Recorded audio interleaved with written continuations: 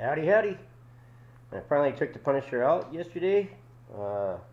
Did a few laps around the playground, jumped it a few times, felt great. Came back, got the camera, went out and did it again. I had the reservoir come off, so I strapped it back down, then the belt, put another belt on, then another belt. Okay. Oh, and the limit strap broke off. It's not really a real limit strap. It's actually a tie down, axle tie down. So it's time to call BigShocks.com and get some real ones and nitrogen regulator. Another thing is the lower kingpin. I've been having issues with the driver's side of this, and it was nice and tight.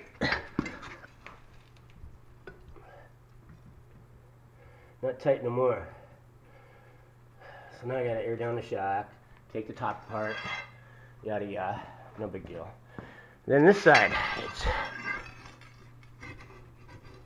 good to go, except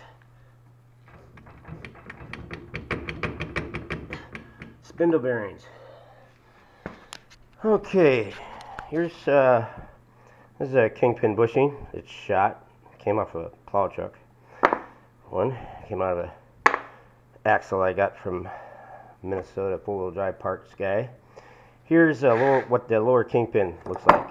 The seal, bearings, and a race.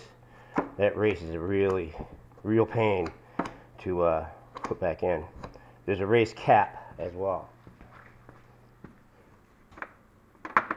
This is the one I just changed out. Popped the U-joint and broke the axle shaft, and it hit that and tore the top off of it. This is a steer knuckle. That's the lower kingpin, upper kingpin. Dropping axles. That's a 35 spline Yukon axle shaft. That's a spindle bushing, Brennick Racing. Instead of running the needle bearings, I was giving that a try. I think I'm going to try it again. I'm going to order a couple more sets. 30 bucks a set. But they fit perfect, easy to put in, and easy to wear out too. This is finally, I'm running all Yukon axle shafts in the front. I was running just stub shafts, and I only broke one, but I broke the inners, and I found a good deal on eBay, and got them. I'm super happy. I drove this thing harder than I ever have in my life, and I'm very happy with the results. Time to tear it back down. This has just got a welded diff, bunch of grade 8 bolts thrown into the spider gears, filled in. Works great. Same thing in the rear. I broke a lot of drive shafts, so many in fact I quit putting brakes back on. This is a braided brake line. I've broke several of them, and so I've been running for about 4 years now without any brakes at all. I finally took the brake pedals out. Well, now I'm confident enough that parts aren't going to take out my brakes anymore. And I'm going to be cutting the driver's side up. Got no floor or anything. I use Kevlar over the top. I'll be cutting this out and redoing the clutch pedal, gas pedal, and adding brakes. I'm going to separate the brakes front to rear because I have a twin stick set up in the transfer case, 205. Lots of good info online. That's how I learned how to do the twin stick. Need to upgrade the power steering. I am no professional, obviously. This is just a Ford box, and it didn't have enough fluid to run this wood splitter. I plan on changing the ram, but it's doing its job. And I got a race car steering quickener, I'll get to that another time, on it to speed it up right before the orbital steering unit. But this is a pain.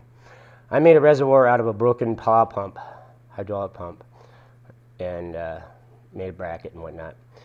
It worked great. After the fourth jump, it finally came off. And no fire. It's a good thing. I guess that's about it. I'm super excited about how it drove. I jumped real high and it landed nice and level. It felt great. I got a bad back, so I can't risk stuff. And do driving this, but I've never hurt myself in it. It's been upside down almost 20 times.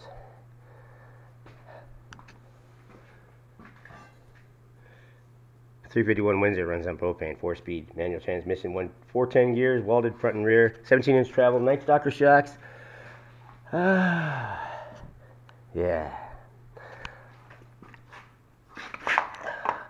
If I ever win the lotto, I would be calling differential engineering and having my Dana 80s built. Because they're pros. And that would handle it.